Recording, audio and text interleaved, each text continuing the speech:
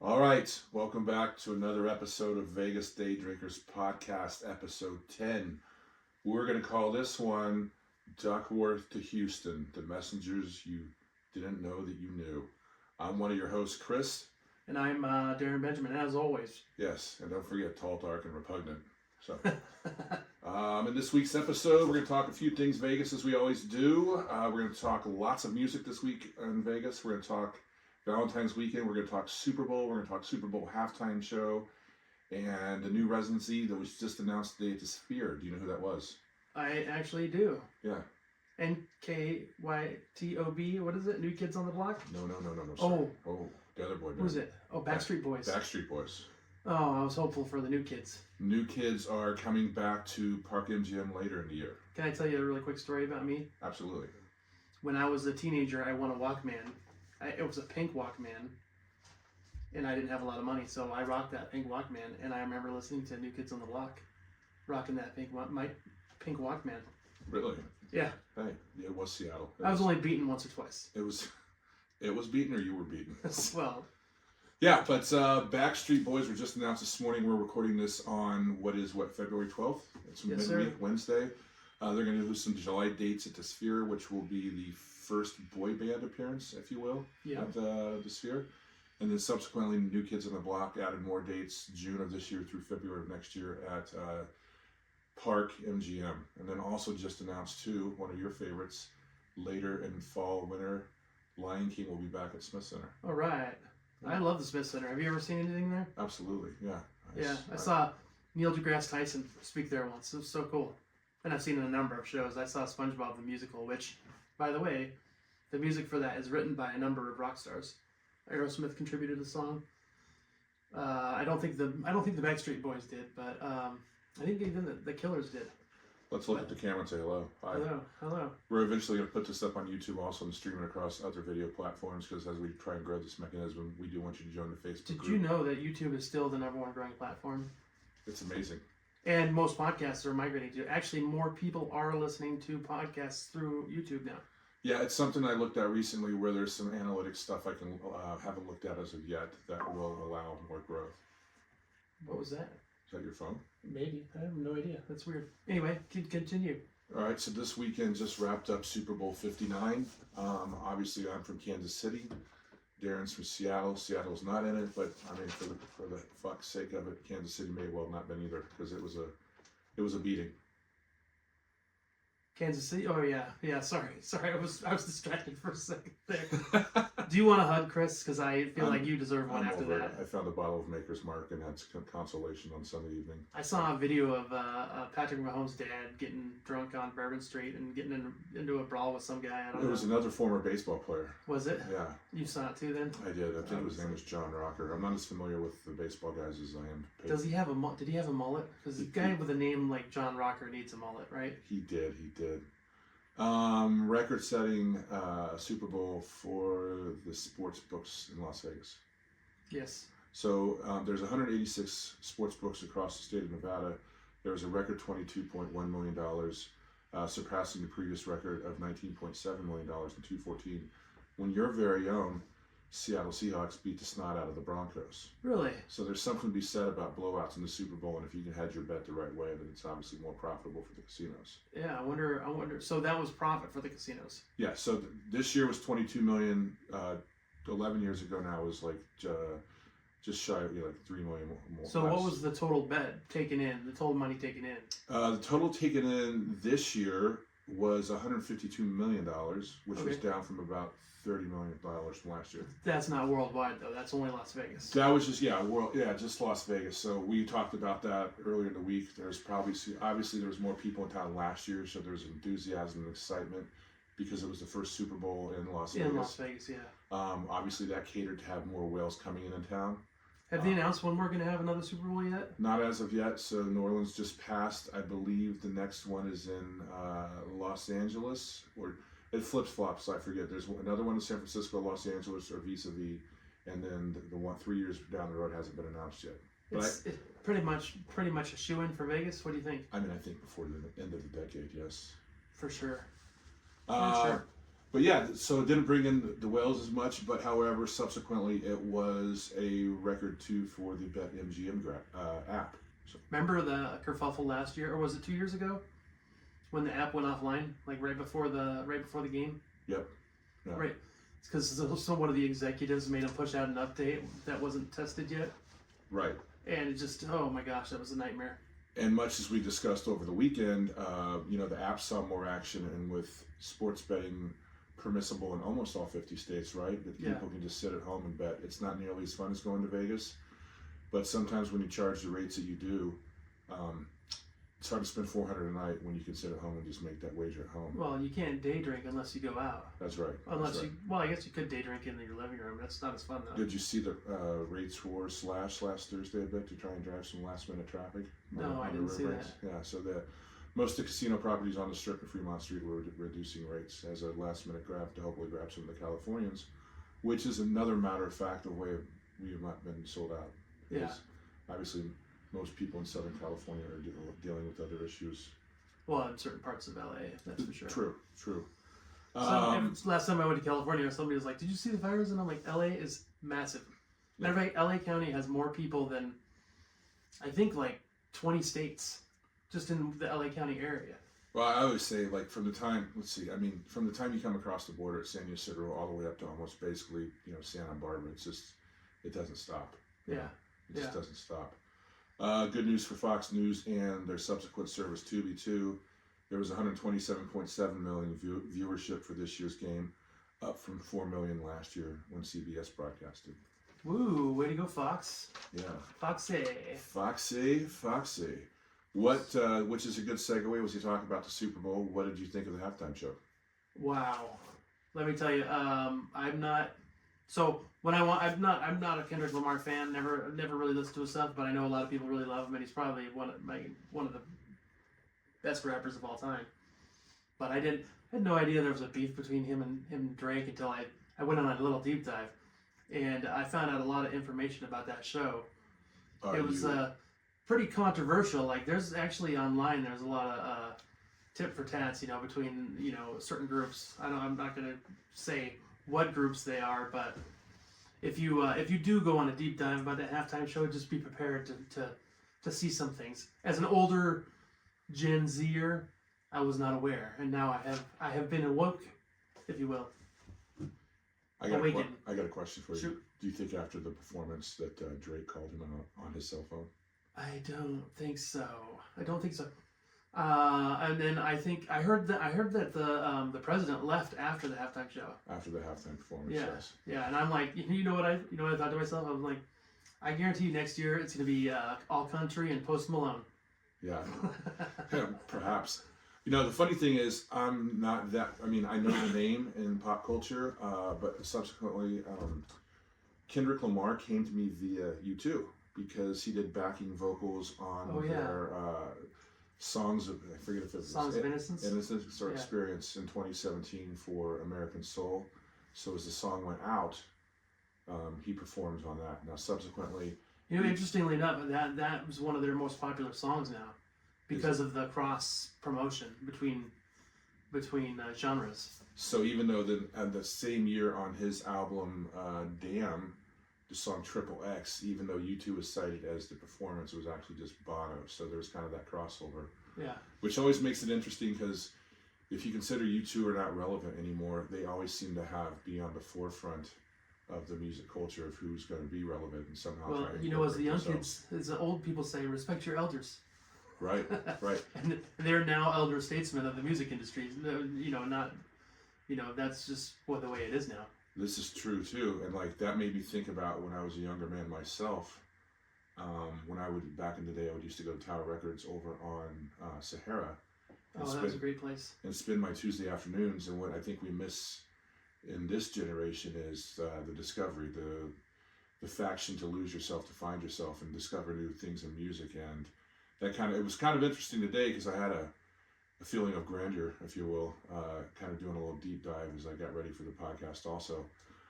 Because I used to go over there, I would read the staff picks and kind of this thing led to that thing, and then I went down a wormhole, and then I think, the vehicle that was featured on the platform of the performance was not the same car he had on one of his albums, but it was a Grand National. 1987 Buick Grand National, was it? I'm a huge fan because my very first car was a 1979 Monte Carlo, so a lot of the same stylings, basically, if you will. But it had a little more. The Grand National had a little more NASCAR stylings at the time. But it was a throwback and homage to his dad. So I guess as a boy, when they used to drive through Compton, his dad would be bumping Big Daddy Kane. Really? Which just kind of drew me in even more. So if I was per se on the fence about some of his performances, that was just enough inkling for me to keep going on the dive. Now, did you see that? Did you read about some of the stuff as far as the stage? Yeah, of course. The stage was a PlayStation controller. Yes. And the controls lit up at certain times, and that code, and I know it unlocks God mode on GTA. Yes. So I'm not a huge GTA fan. I don't like games where you can kill people, police and whatnot. But I know it's a very popular game. Now, I was reading that one was debunked, and we're not going to go into theory and whatnot. But it was also another unlocked code for Jurassic Park Lost World. I mean, I know you're a much bigger gamer than I am, but if you do that sequence that was shown on television, it right away gave you 59 lives, which coincided with Super Bowl 59. Oh, interesting.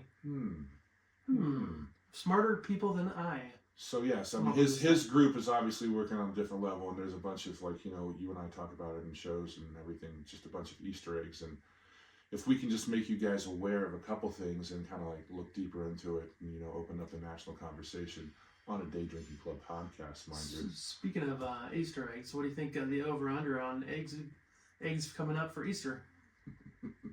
A lot more plastic. Oh man! Why was your sperm count reduced? A lot more plastic. I was at the grocery store. I know there's a controversy about eggs right now, but I just don't buy them because I'm unless I absolutely need them. Yeah. But dude, $15 for an 18-pack of eggs. Yeah, it's nuts. It's nuts. Although the funny part is that I've seen multiple videos of people overseas in Mexico, Canada, and Europe, and they're just regular price. Yes. So I mean, what's the disconnect? I don't get it. What did you think of Samuel Jackson's performance in that? And how about Serena Williams? I love Sam Jackson, and I think there's a lot. You know what? I'm just gonna say it. There was a whole lot of FUs in this performance. Yeah. You know what I'm saying? Absolutely. Because not being political, but Sam Jackson and Donald Trump were friends at one point. Right. And him being there and just kind of and him doing what they were doing, I was like, Jesus.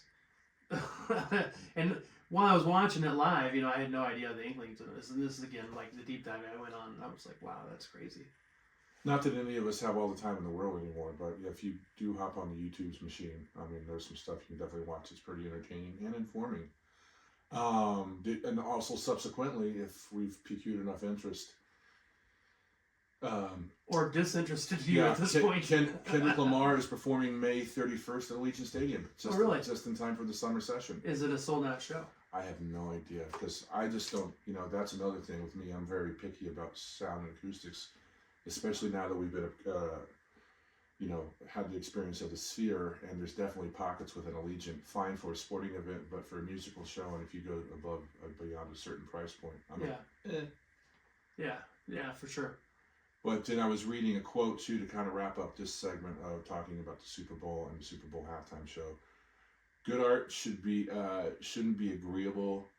The fact that so many didn't like it, making it feels like the art was successful. So yes. It kind of gets you out of your comfort zone. It makes you think, what are your feels, and opens up the conversation. Do you think this was because I know they made them take those the rings at the end of the end zones, on the goalposts. They had that. It said end racism or something like that, and they made them get rid of them this year. Right. Well, yeah. They chose to get rid of them. Correct. And so this kind of this whole show was dealt with a lot of those issues. I'm like, did they plan it that way because of that, or did they just kind of just do it anyway, or and ultimately, at the end of the day, do you think the NFL regrets doing it? Because their audience obviously is America, Right. And America's made up of everybody. Correct. And so, it's not just one way or the other. So, what do you think the NFL's thinking about this right now? I think the NFL is placating to the powers that be at the current administration, and I think that as one comedian, I want to say Bill Burr, but correct me if I'm wrong. Is like if you think you're really a racist, are you gonna see end racism in the end zone and stop being a racist? Maybe it was Bill Maher. I think it was Bill Maher in the overtime. Yeah. But, I think you're right. I mean, again, this is, keep it on the up and up. We could do a political divide all day and, watch out. Well, that's not what this is. It's just about the halftime show. Oh, no, yeah, absolutely. But it's done. And day drinking. And, which after that, we should push pause and go get a drink. Jesus. Next time, this show is going to be sponsored by Jameson, and Chris and I are going to be doing some Jaeger bombs. Oh, you sweet Yagi. Everything starts with J. So this week is Valentine's week, historically. Speaking of Valentine's, Chris. Yeah. Newly married gentleman that you are. I know. Are you going to make this one special, or are you just kind of fly under the radar? I don't know who you have a hard on for this Valentine's Day, but every day is special in my matrimony. So. Oh, isn't that sweet? Yeah. You hear that, folks? He really is a catch. Yes. So, catch me if you can. Yeah, exactly. But most your strip restaurants and your fine dining eateries are going to be sold out, as they usually are on the Valentine's Day. It's where everyone pretends to love each other at least for 24 hours. Maybe 48. Not me. Not me. Oh, jeez. My mom. Lots of music this week, too. In one segment of the musical faction, you've got the Eagles in town, Keith Urban, Blake Shelton. As we are in Black History Month in February, we have several R&B artists. We have Babyface, we have Janet Jackson, Mariah Carey, New Edition, I believe, finishes a residency at the Wynn Theater. Talk about City of Entertainment. Yeah, and don't sleep on Warren G, because we all have to regulate. Oh, there we go. There we go. And, we're getting Hollywood 2.0 over here. Like, just this town is going on the up and up, still on the up and up. Right. Also, Sunday, just when you think everything's over, you have another Steffi Graf and Andre Agassi Pickle Jam 3 at Michelob Ultra Arena. Pickle Jam 3, so pickleball? Yeah, pickleball. So now it's a competitive, it's obviously it's a competitive sport, but it's like it's a sport for money. Yeah, and tennis professional. This is all for charity. I believe it's a $1 million purse. Okay. All right. But obviously, they sell tickets, and that's how they raise some of the money. But you get to see former WTA stars. I saw once they set up a rink right outside the front of Caesar's Palace. It was John McEnroe and who else was there? Elton John was there. And what was the gal that wanted to play John McEnroe back in the day? What was her name? Martina Navratilova? No. Chris Everett? No, the tennis. Oh, Billie Jean King. Billie Jean King was there. 1 for 3, folks. Yeah, you got it. Where I couldn't complete it, you finished it. Yes. It was really cool. Much is to be said back to the Valentine's Day throwback. It was really cool, right on the strip too. The whole strip is the backdrop. And they had a tennis court out there. It was a really neat event, celebrity charity event. Yeah, I mean, obviously Vegas is going to be in Vegas, and these events are going to drive traffic and just create these experiences that we've talked about in other episodes. Yes, sir. That wraps up Sunday. Again, a bunch of music this weekend. Another thing I wanted to talk about, I haven't told you about this in person, but I mentioned it to you in text. You and I both work at the airport. Stop over and see Darren at A-Gates. Stop and see me in C-Gates if you're around. He's bearded and wears glasses. I'm tall and I talk shit. But for a while now, kind of one of the things I've always done with the pubs I work at is pitch marketing ideas or just do what everybody else isn't doing. And I'm not saying we have to be uniquely obtuse, but, work in a line with messages. And we had this Aperol, A-frame chalkboard outside the bar. Okay. And to whatever set event was happening, I would kind of do a punny type message on the board. So the most recent one was, too many Chiefs and not enough Eagles. That's how the saying goes, right? Watch the big game here. Well, I don't think it's offensive. Do you think that would be offensive? Absolutely not. But apparently, I don't know if it was a patron or someone from another organization within the facility. If there was, because I've watched people literally walk by and take their cameras out and take pictures of said, statements. Yeah, of course. because it's fun, and Yeah. I call it a pattern disrupt. I mean, that's not my own unique term. That's a marketing phrase. But it makes them stop and think for that split second. Do I want to go to this location, or do I want to go down the hall, or do I go down the hall, or do I come back? Because you know what? That actually made me laugh, and then if I can laugh and have fun here, maybe there's a bigger message. Yeah. That's kind of my mindset. So after the Chiefs defeat, Monday I go to get the A-frame to erase it and come up with whatever creative nuance I'm going to come up with for the next couple weeks. And I said to one of the servers, "Where's the frame?" And she's like, "Oh, they took it the other day." Like, "Who took it?" Said agency. Why? They quoted lease line issue. I was like, really? And I was like, but it's been there for 2 years, so how did we just usurp the mechanism after 2 years? But apparently it was because someone didn't like what it said, or they were jealous that it wasn't in front of their bar. There's a couple different storylines. Really? Which made me just kind of shake my head about people. I'm like, oh, God forbid that you have, individual thought and have fun anymore. Oh my gosh, that's crazy. So you don't know exactly what happened. You just know.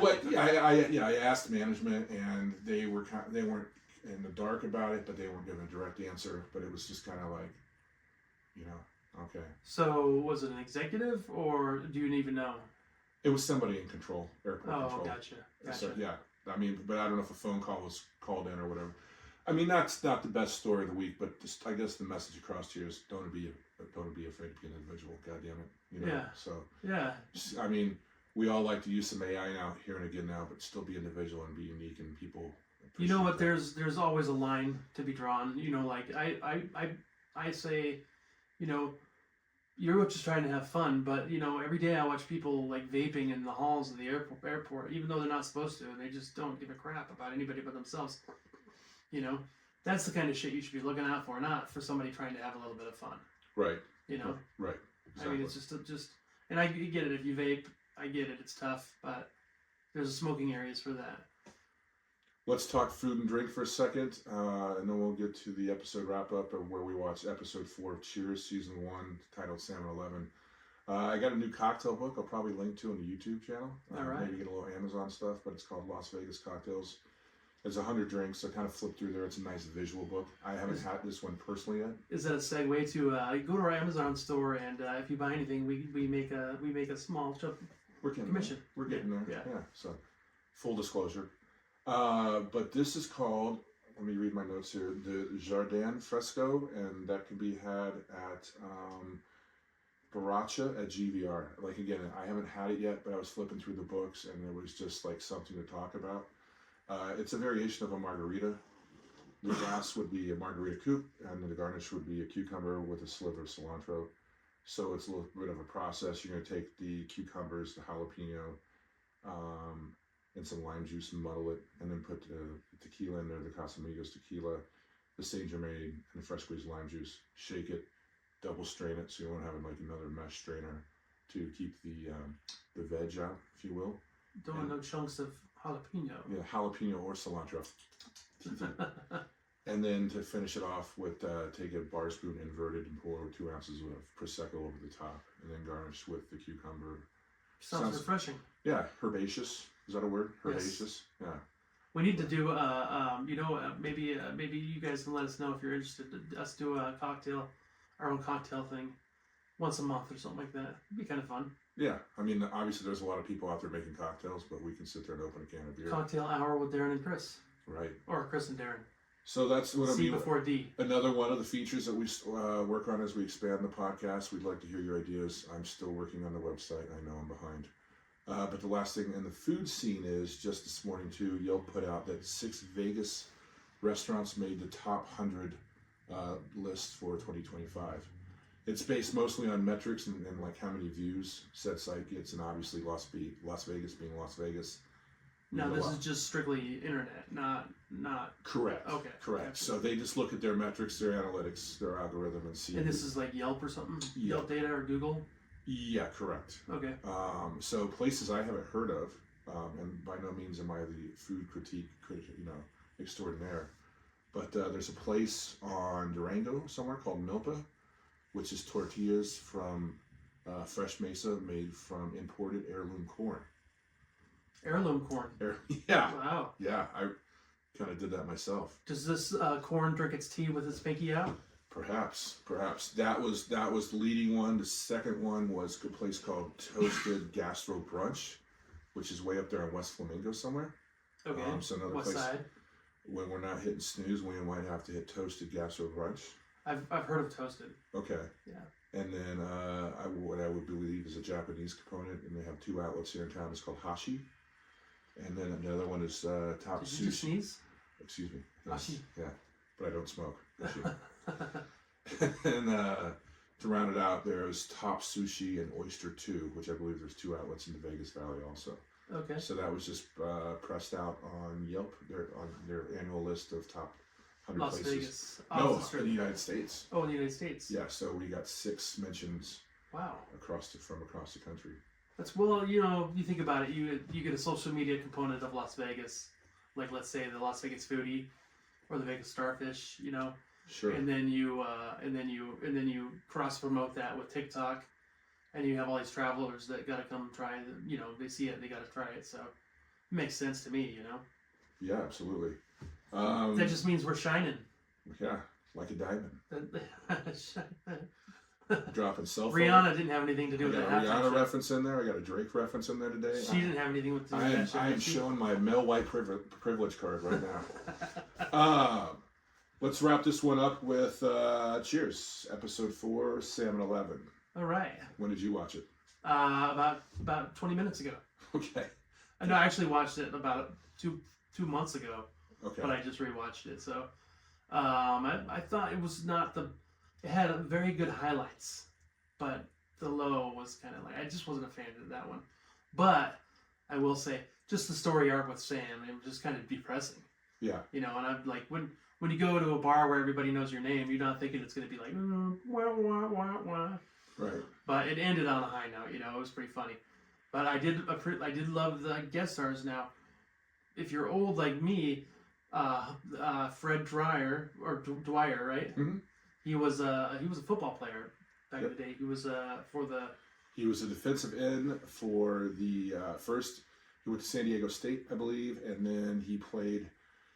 Oh shoot! His first few years, I forget where he played in the NFL, but he had a 13-year career total, and he finished up as a Los Angeles Rams. And then, and he also played a Hunter, Yeah. which was a series on NBC back in the early '80s. Yeah, So I love that. It was a series that I watched as a younger man, and I always had a little bit of a fancy for Stephanie Kramer, his co-star, which was Dee Dee. Was that her character name? I believe that's her name. Yeah, it's been a long time though, so don't. The memory's frayed. Okay.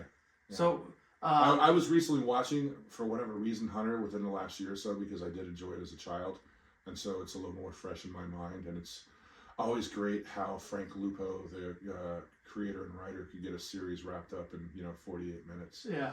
Before we go to the other guest star in that episode, do you know who Fred Dwyer's college teammate was? I have no idea. Rest in peace, Apollo Creed, Carl Weathers. Oh, Carl Weathers. Yeah. Wow. So they both played football at San Diego State back in the day. That's great. And a little more in your forte. Who was the other guest on this one? Harry Anderson, Yeah. who played Harry in the episode, but he also played Harry in Night Court. Right. Judge Harry. Kind of, I don't know if it was an early development deal between the writers and producers, but he was kind of highlighting what he did in real life as magic. Magic, right? Yep. And he wasn't he? No, he wasn't a crooner. No, but that was a featured character in Night Court, which was Mel Torme. Yeah, He was a big fan of. introduced in this episode as a bit of a shyster trying to shortchange Coach. Yeah, and Norm. Right? Norm as well. Yeah, that was pretty funny. He's like trying to dangle the coin, trying to levitate the coin. What else? Oh, speaking of Mel Torme and Night Court, John Larroquette played a Klingon in Star Trek 3. Did you know that? I did not know that. Yeah. And I actually, when I first was a day bartender, when I first learned how to bartend, I worked with a gal named Mel Torme. Her full name was Melissa Torme, but she was one of the daughters of Mel Torme. I remember John Larroquette obviously best as Dan Fielding in Night Court, and then I think there's a rebirth of the show currently. Yeah, they brought it Peacock back right now, right? Yep. But then also as the foil to Bruce Willis's character opposite Kim Basinger in Blind Date so many years ago. Yeah. Yeah. Bringing back those old memories. Showing my youth. Yeah. But that's a good wrap up, I think. Good episode. Thanks for checking it out. Yeah. And we'll see you for episode 11 here next week. Why not? Why not? Let's fucking go. Perfect. Ooh, it's a good thing. It's a good thing. Batteries are about to die. I need to replace those batteries. Oh, okay. Or I need to find the charger. See, that's the thing. It's like everything's such a fucking hot mess. I need to figure this shit out. This is bugging me. I don't know why. No.